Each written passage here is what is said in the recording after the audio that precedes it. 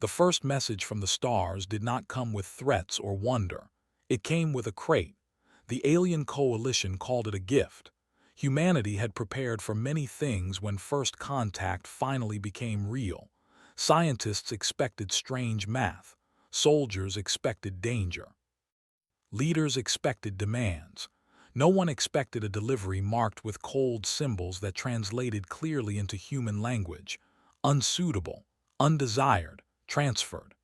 The crate arrived in orbit above Earth, escorted by alien ships that stayed far away, as if afraid to be too close. The coalition spoke through translators with flat, emotionless tones. They said this was a sign of peace, a sharing of cultures, a test of trust. Inside the crate was a living being. Her species name was long and difficult to pronounce. The coalition simplified it. They called her defective. They explained without shame that among their kind beauty and usefulness were the same thing. She had neither. Her body was too small. Her glow was weak. Her connection to the stars was unstable. "She is our ugliest," the alien speaker said calmly. "We give her to you so she may no longer burden us." On Earth, silence followed. Governments argued. Some wanted to send her back. Some wanted to study her. Some wanted nothing to do with her at all. The word asset was used, so was the word problem. In the end, the decision was made quietly. She would be placed under the care of a human assigned not by rank, but by temperament. His name was Elias Rowe. Elias was not famous. He was not powerful. He was a deep space explorer, someone who spent long months alone between stars, mapping places no one cared about yet. He had survived isolation, equipment failure, and silence that pressed against the mind. People described him as calm. Some called him lonely. When Elias first stood in the receiving chamber and watched the crate open, he did not think of politics. He thought of fear. The being inside the crate was smaller than he expected. Her body was slender and oddly shaped, with soft limbs and skin that shimmered faintly, like a dim reflection of starlight on water. Her eyes were large and dark, and they did not look angry or curious. They looked afraid. She was wrapped in restraints made of energy, not tight but limiting. She did not move when the seals broke. Her breathing was fast and shallow. She stared at the floor as if expecting pain. Elias took a slow step forward and raised his empty hands. "It's okay," he said softly. "No one is going to hurt you." The translators worked quickly. Her body reacted before her mind did. Her shoulders trembled. A faint pulse of light flickered across her skin, then faded. Behind glass walls, human officials watched closely. Alien observers hovered on screens, their forms sharp and distant. One of the aliens spoke. "Be aware, human, she is sensitive, she is flawed. Excess stimulation may cause failure." Elias did not respond to them. He knelt slowly so he was at her level. He did not reach for her. He did not stare. "My name is Elias," he said. "You're safe here." For a long moment nothing happened. Then very quietly she lifted her head. Her voice, when it came, was weak and trembling. "Safe means not discarded." Elias felt something tighten in his chest. "Yes," he said, "it means you matter." The alien observers shifted. One of them made a sound the translators labeled as disapproval. "She has been told many false things," the alien said. "Do not fill her with expectations. She is what she is." Elias finally looked up. His eyes were steady. "She's alive," he said. "That's enough to start with." The restraints were removed. Medical scans followed, gentle and careful. Human doctors were surprised. Her biology was complex but not broken. Delicate, yes. Different but not defective. She was placed in a quiet habitat with soft lighting and wide windows. Elias stayed nearby, often saying nothing, just existing in the same space. He noticed how she flinched at sudden sounds, how she avoided reflections, how she curled inward as if trying to take up less space in the universe. He learned that her name, translated roughly, meant something like faint spark. One evening, as Earth's sky darkened outside the habitat, Elias sat beside the window. The stars were visible, scattered across the black. She stood at a distance, watching him watch them. "Those lights," she said hesitantly. "They are not afraid of you." Elias smiled a little. "No, they've had billions of years to get used to us." She stepped closer, her eyes fixed on the sky. "On my world, we were taught that stars judge us. On Earth," Elias said, "we look at them and wonder who else is out there." She considered this. Her skin brightened just a little. Later that night, the alien coalition sent a message. They reminded humanity of the terms. She was a transfer, a burden removed. They expected no attachment. Elias did not reply. Instead, the next day, he brought her a small object. It fit in his palm, a simple human-made device. A star map. It projected points of light that shifted as you moved it. He held it out to her. "What is it?" she asked. "A way to hold the stars," he said. Her hands shook as she accepted it. When the light touched her skin, something unexpected happened. The glow within her responded, soft, warm, brighter than before. Sensors quietly began recording changes. She gasped, not in pain but in wonder. "They feel close," she whispered. Elias watched her smile for the first time. Far away, the alien observers saw the data and grew uneasy. The gift they had thrown away was changing, and humanity had only just begun to understand what it had been given. The change did not happen all at once. It came slowly, in quiet moments that most observers almost missed. At first, it was only small things. The faint glow beneath her skin lasted longer after she touched the star map. Her breathing became calmer.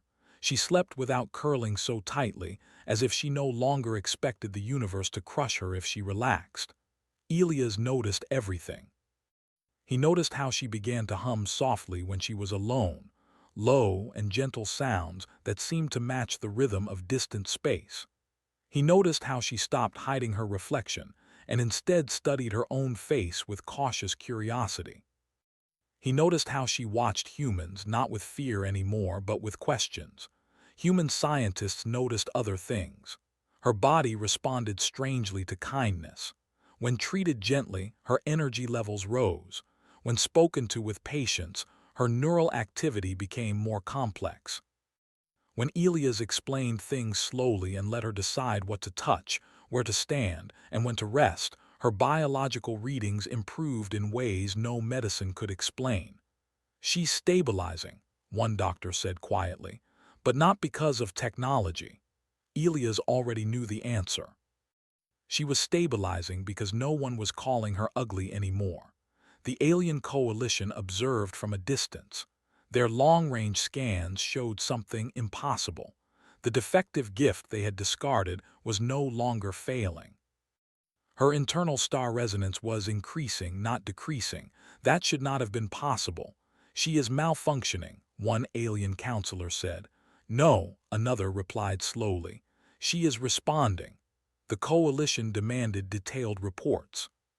They asked what treatments humans were using, what corrective measures, what restraints. The answer confused them. Humans were giving her space, choice, safety. On Earth, Elias took her outside one evening to a protected observation deck under the open sky. The air was cool. The stars were bright. She hesitated at the threshold. "Is it allowed?" she asked. "Yes," Elias said. "You don't need permission to look at the sky." She stepped forward slowly as if the ground might disappear beneath her. When she looked up, her breath caught. Her glow brightened on its own, gentle and steady. "So many," she whispered. "They are not angry." "No," Elias said. "They're just there." She lifted her hand slightly, unsure. The stars did not change. They did not judge. They did not reject her. Something inside her relaxed. That night she spoke more than she ever had before. She told Elias about her people. They had once been travelers, navigators, listeners to the quiet paths between stars. Long ago, they helped guide others through dangerous space.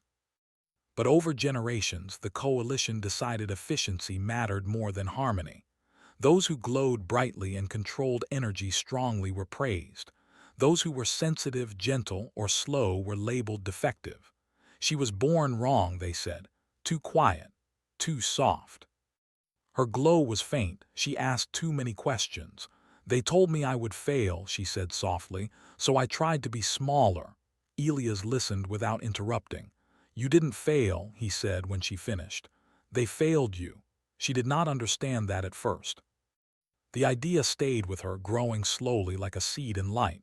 Days passed, then weeks. She learned human words quickly, learned how humans ate, laughed, argued, and rested. She learned that humans disagreed loudly but still cared deeply. She learned that humans made art for no reason other than feeling something. Music affected her strongly. When Elias played simple human songs, her glow pulsed in patterns that scientists struggled to record.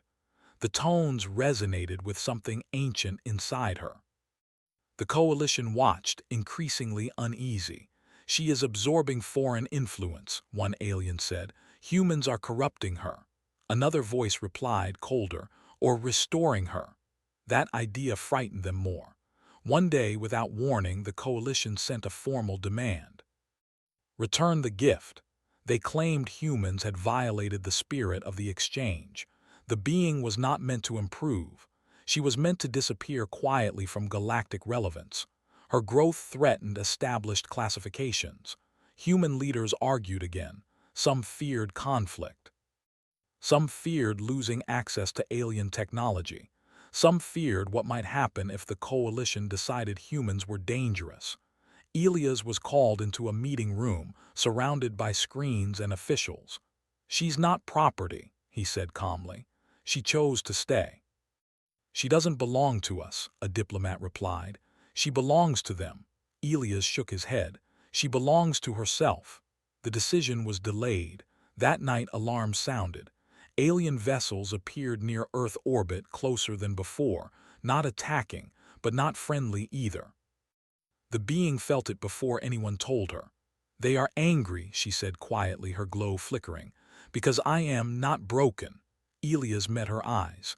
Do you want to go back? She thought of the cold halls, the way no one spoke her name, the way she was told to be less.